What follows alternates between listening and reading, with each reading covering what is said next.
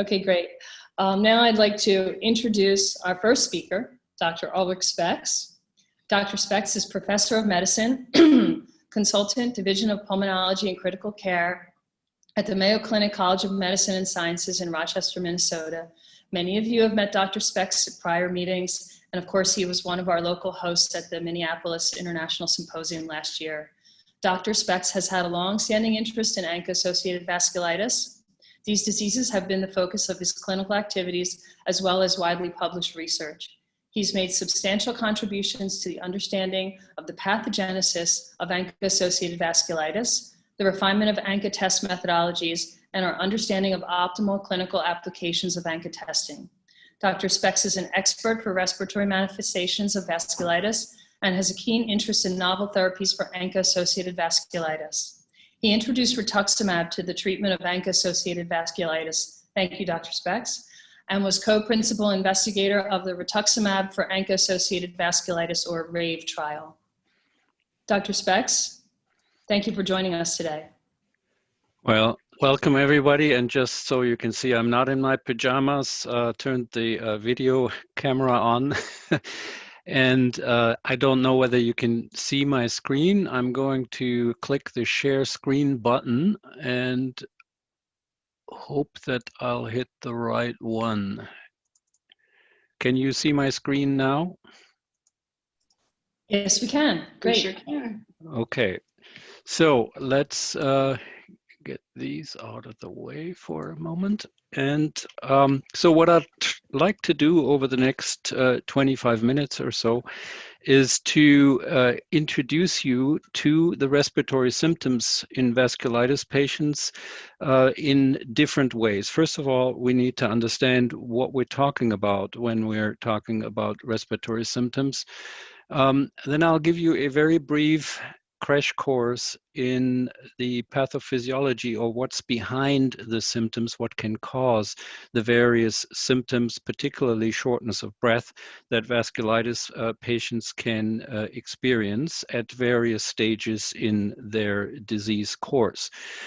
And then I'll also run you through the various approaches we as physicians take in order to find out why you're short of breath. And we're trying to figure out which components of the respiratory systems are at the root cause of your shortness of breath or other respiratory symptoms. And usually we work through this in a very systematic way, and I'll introduce you to that. So shortness of breath is probably the most common respiratory symptom patients with vasculitis are going to experience. However, what a patient relates as shortness of breath to the physicians sometimes needs a little bit more qualification to direct the diagnostic evaluations appropriately. Very often we find out in our first conversation that maybe it is more fatigue or malaise or general weakness rather than direct shortness of breath. So the first conversation should really try to clarify the symptoms. Now, cough also comes in different flavors. It's a common manifestation in patients with vasculitis.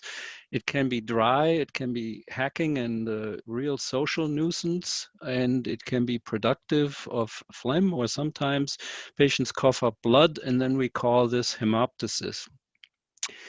Now, another symptom that is particularly common in patients with EGPA or Churg-Strauss syndrome or GPA is wheezing. Now, wheezing is sometimes not true wheezing as we as physicians understand it, which we only hear with the stethoscope over your chest. That wheezing, the true wheezing, is common in asthmatics, and EGPA patients know everything about that. But often we get referrals for wheezing that is audible from the outside, and then it's usually not wheezing but stridor, and that is due to airway narrowing or subglottic stenosis most commonly, and many GPA patients are very familiar with that. So when there is shortness of breath or respiratory symptoms, we need to categorize the various possible causes. And of course, we think of active disease, which may affect the airways, the lungs, the heart, the kidneys, or the vascular system as potential cause of respiratory symptoms. But frequently, shortness of breath or even cough or other symptoms are actually caused by damage that is left behind from previously active disease, and it will not respond to more immunosuppressive therapy.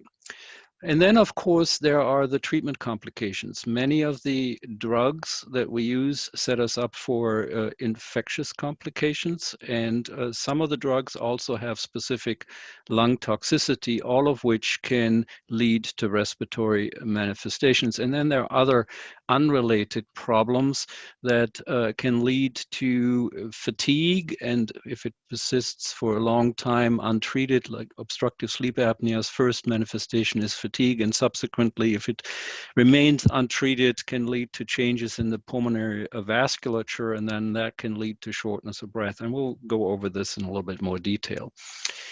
So, what causes shortness of breath? Well, it's very simple. It is caused by the perception that we all have when the tissues do not get enough oxygen to really function according to the demand of oxygen. So if there is not enough oxygen getting to the tissues, the patient feels short of breath. Or if we run too fast, we can't keep up because our system isn't conditioned enough. That is perceived as shortness of breath.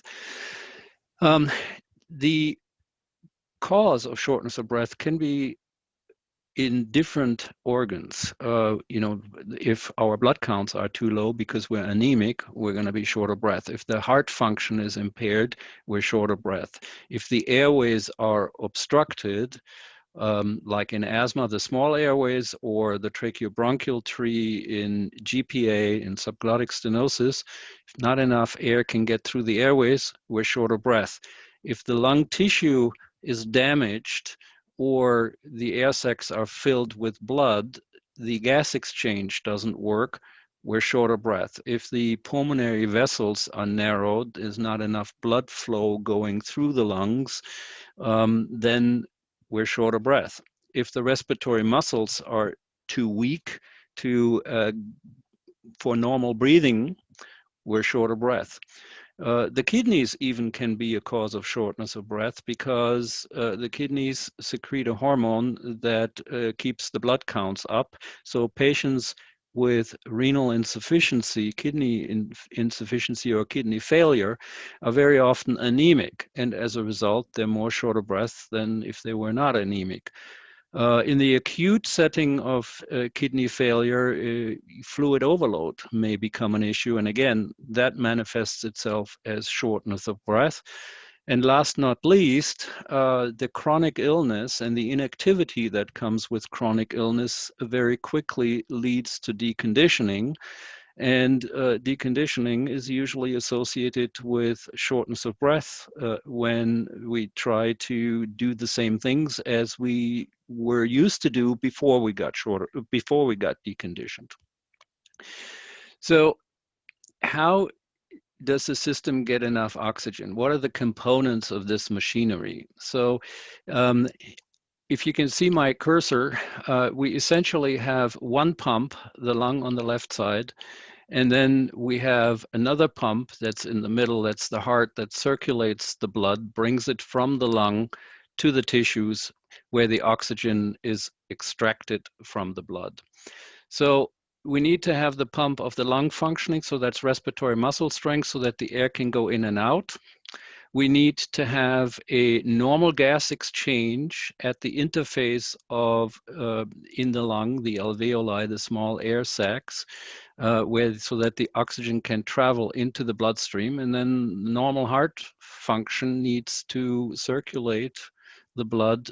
And then when the blood ends up in the tissues, we need to extract the oxygen. So that's really behind or the reason why we feel short of breath. If there is anything wrong in this system, either not enough blood to go around to carry the air, not enough lung function to get the air in and out, some disturbance at the gas exchange interface, the heart not pumping properly, or even some tissues not able to take up the oxygen properly.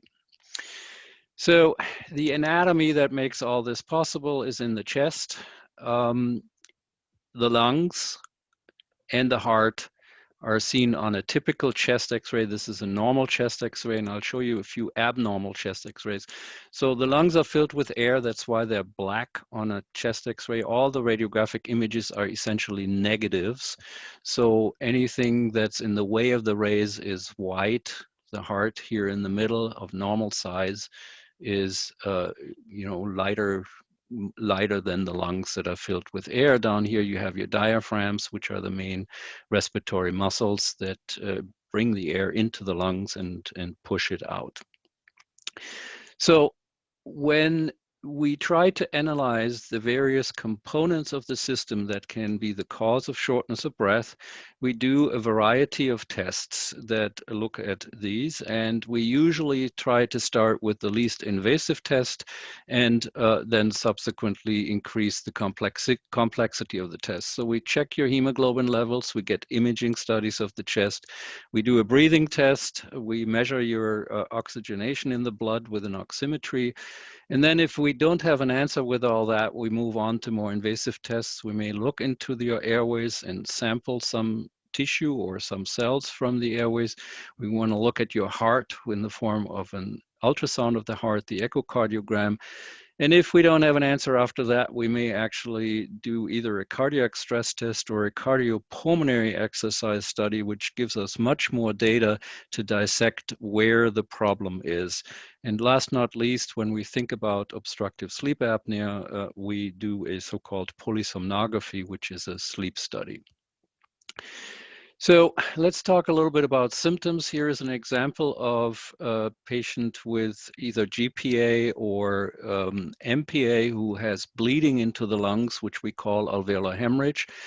And you see that there is much more gray or lighter stuff in these lungs. And you see it here on a cross-sectional cut through the lung, which is called a CAT scan. You see all this white stuff is filling the airways. This is how normal lung tissue should look like, and this is all filled with blood. And because of that, the gas exchange cannot take place in these areas of the lungs where blood fills the air sacs. And as a result, the oxygen saturation goes down and the patient is extremely short of breath. And these patients actually are either already in the intensive care unit or on their way to the intensive care unit for breathing. Now, a CT scan today of COVID pneumonia looks very similar to that.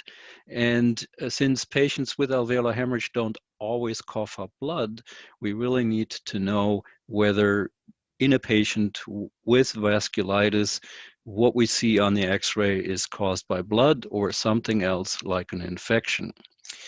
Here are some other examples of organ manifestations in GPA. So you see nodules, so these little white balls here. And when they get big, they can get very big and they can what we call cavitate. They can have a necrotic center. And so therefore you see an air fluid level or some airspace within that larger nodule.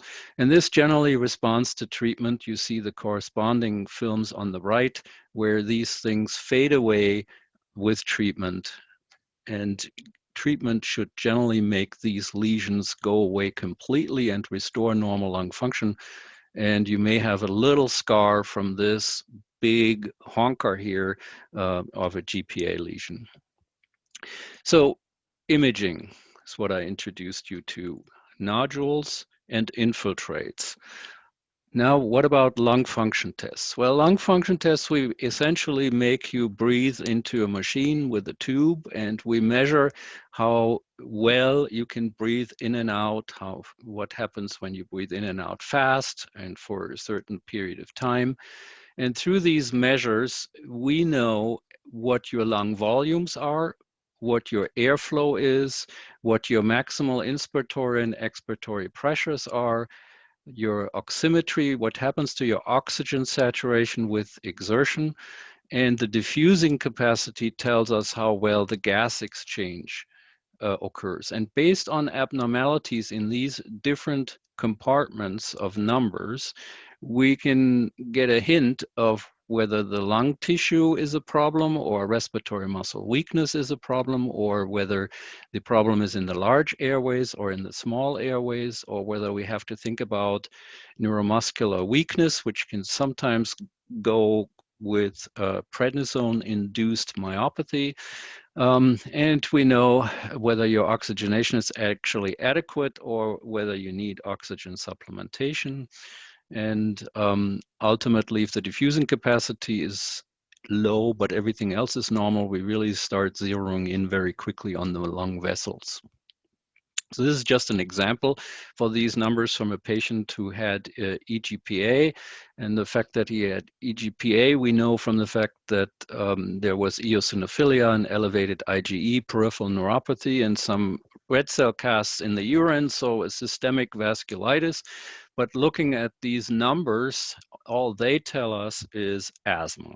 And this is don't go into the details, a typical lung function test of asthma. You have a air trapping up here, you have a reduced airflow and a good bronchodilator response, and the diffusing capacity is normal. And this is a CAT scan, which showed a little bit of eosinophilic pneumonia here. Now, when we see infiltrates in the lungs, or when we see on lung function that there's something wrong with the airways, we often resort to bronchoscopy, and you see a bronchoscope here, and with this tube we can slip it into the airways and look all the way down into each of the segmental bronchi, and we can inspect, sample, and if there is narrowing somewhere, we can even use the bronchoscope to manipulate it to open it up. So here's an example of what we see with the bronchoscope where in a patient who has subglottic inflammation. And you see here at the time of active disease, all this is red and roughened up. That's active inflammation, but the airway is wide open. So the lung function is still normal at that time. So that's active disease. And when a patient comes with shortness of breath due to subglottic stenosis in GPA, we see flattening of the expiratory flow volume loop on lung function test and flattening of the inspiratory flow volume loop. And this is what it should look normally on the expiratory curve. And this is caused by narrowing of the airway. Now you see nothing red here. So this is as the disease activity has become under control due to adequate treatment. But the subglottic region is scarring up, and with scarring comes shrinkage, and that's how we develop subglottic stenosis. But there is no more inflammation, so therefore increasing the immunosuppression will not help. This will need to be dilated. So this is an example of damage. Further down below the subglottic region, we can have similar processes. So here you see an airway further down below in the lung. You see this redness here and the narrowing of a segmental bronchus right next to a normal bronchus. And this is also typical for large airway involvement below the subglottic region in patients with GPA. And if this occludes completely, you can get a post-obstructive pneumonia. So there is, no ventilation, and then bugs can, live happily behind this. They don't get ventilated, and then you have a pneumonia that is behind this area of narrowing. That's called a post-obstructive pneumonia. And here's another example of a lung function test of such a patient who has airway narrowing below the subglottic region. Only the expiratory flow volume loop is flattened. Here's normal. This is the patient's reading. The inspiratory flow volume loop remains normal. So we can tell based on the shape of these curves where the narrowing is, whether it's outside of the chest, above the chest, or whether it's inside of the chest.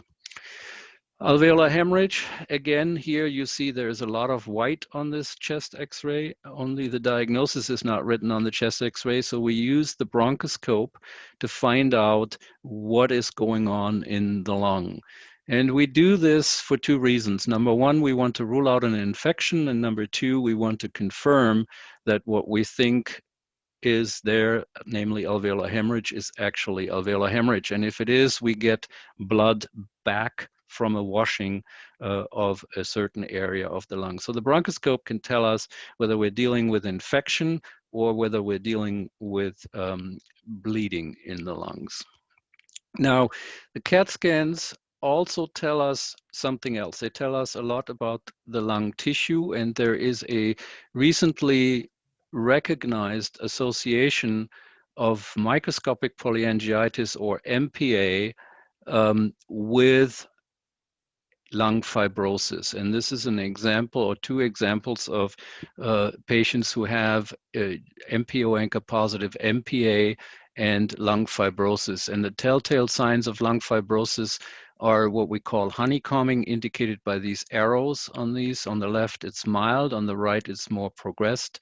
And then traction bronchiectasis, which are these widening of the airways. The scarring pulls these airways apart. And in these airways, you can sometimes have infections, bacteria-like abnormal airways, and they contribute to more inflammation there, and these patients may have significant cough problems.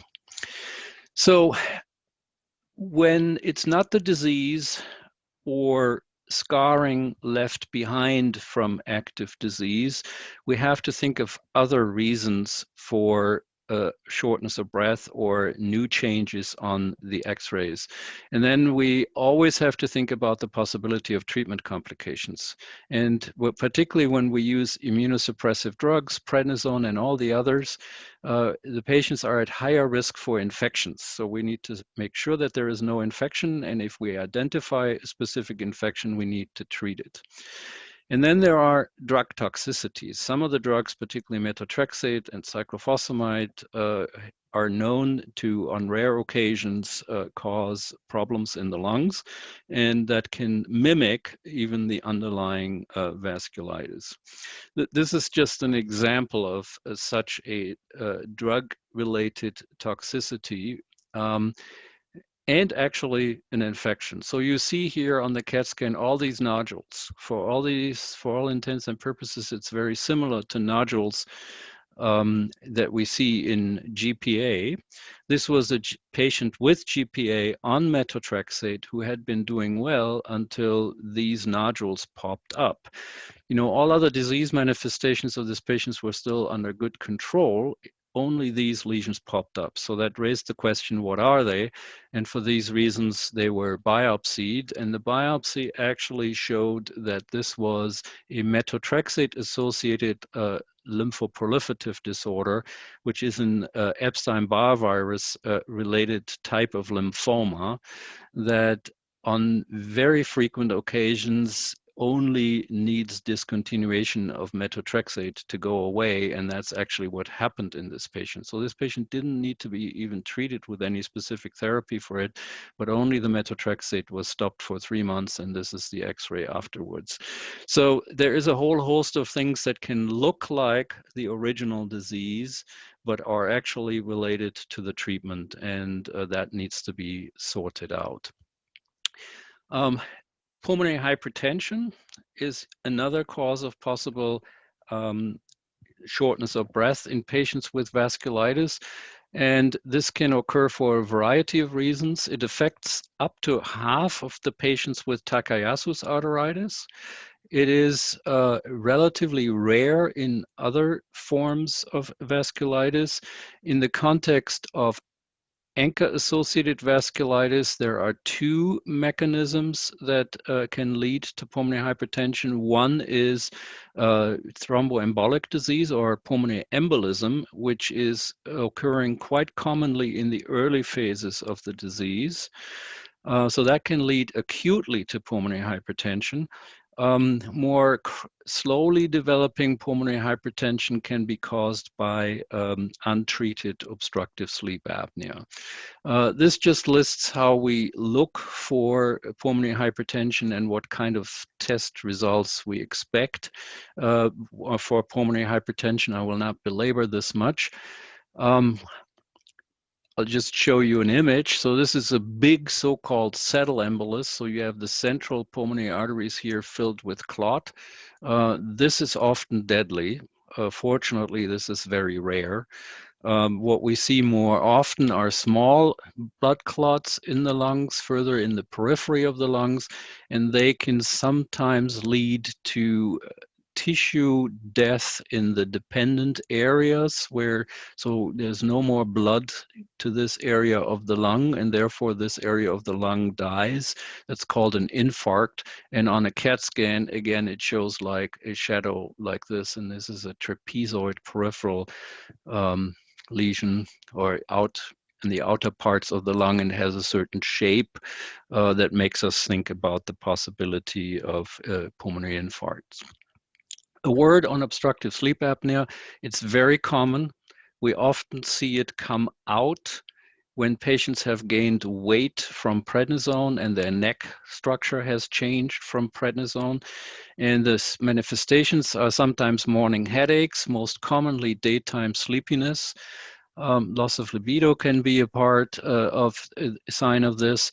Bad dreams, snoring reported by the bed partners, or apneic spells, or choking on the tongue, or stopping breathing is really what apnea spells means. And this is usually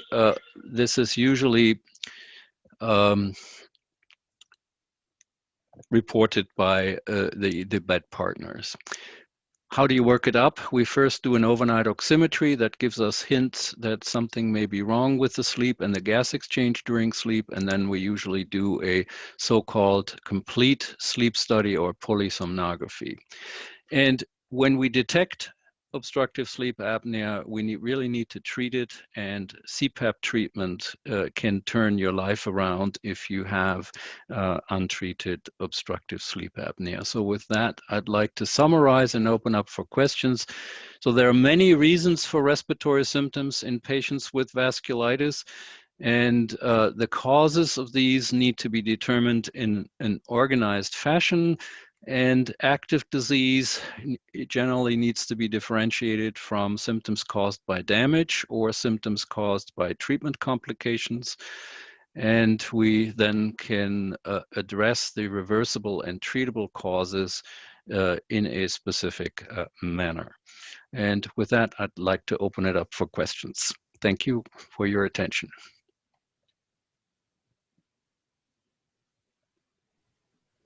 Thank you very much, Dr. Specks. That was a very informative talk. Before we get to the questions, we have a short poll question for the attendees. We'd like to know, have you ever had any lung involvement due to your vasculitis? Could you please answer the poll? We'll give everybody a moment.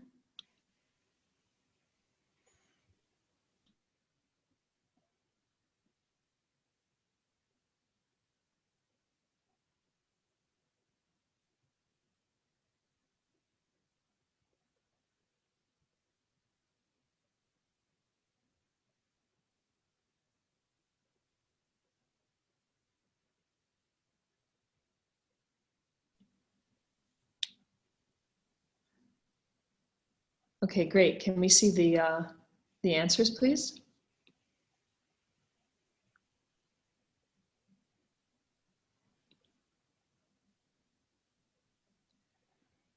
Okay, so you can see that a vast majority of us, myself included, have lung involvement in our vasculitis. Thank you.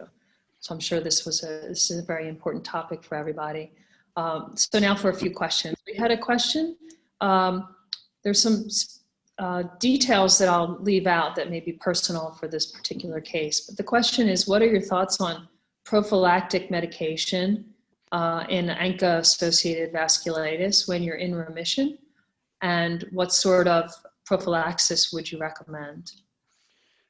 So Prophylaxis is an important question, and I want to make sure that I understand this correctly, or I could frame it into two different ways. I think the most important prophylaxis that we think of at the beginning of treatment is prophylaxis against a particular type of pneumonia that can be induced by immunosuppression. So pneumocystis pneumonia is one complication of immunosuppressive therapy, particularly during the remission induction phase, where the immunosuppression is most intense.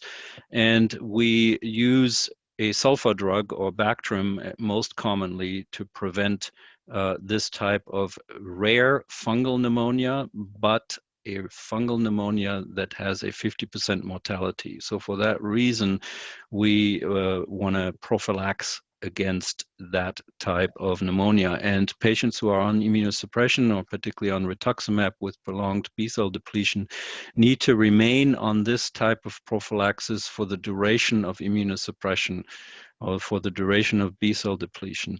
And as a pulmonologist, I occasionally see these even on these types of pneumonias, even on patients who are just on methotrexate or azathioprine. So we generally recommend to continue that prophylaxis for the duration of any immunosuppressive therapy.